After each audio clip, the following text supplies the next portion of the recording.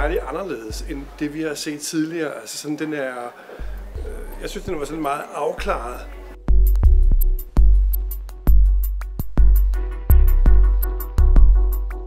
Jeg tror, at det er et andet materiale, end det er. Og når jeg så kommer hen til den, så har den noget humor og noget helt andet, end jeg lige havde forventet.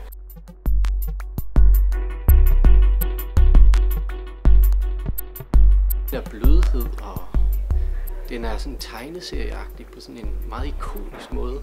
Det er simpelthen den prototype. Altså, jeg fortsatte lidt med det der tekstil og puttede noget vand indeni, og så også med en ledning, der kommer der. Og så havde jeg sådan en lille lyskilde, som jeg holdt op i den her. Så kunne jeg ligesom se, okay, når lyset det ligesom kommer ud her, så runder det lidt på kanten. Altså, og det er jo helt naturligt. Det var bare ikke noget, jeg ligesom havde tænkt. Det var noget, jeg registrerede på. Det her, det skal være en lampe, som man umiddelbart kan forstå. Da jeg så den første prøve, jeg havde lavet, og kunne se, at lyset ligesom blev meget blødt, når det kom ud under den tykke skærm, så tænkte jeg ligesom, at nu er der ligesom en sammenhæng mellem det bløde lys og de bløde former. Det var ret vigtigt gennem hele processen, at lyset ligesom smyger sig ud under skærmene. Og det gælder sådan set alle tre lamper.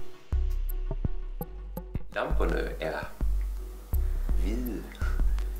Helt hvide, næsten monoradikalt hvide.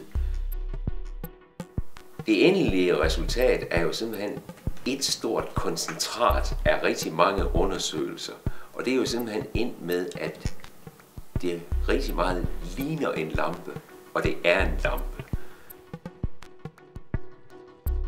Der var lidt sådan lidt Flintstone-agtigt over den lidt tykke, buttede form, men det er faktisk også den styrke, synes jeg, netop fordi den får sin egen, hvad skal man sige, udtryk.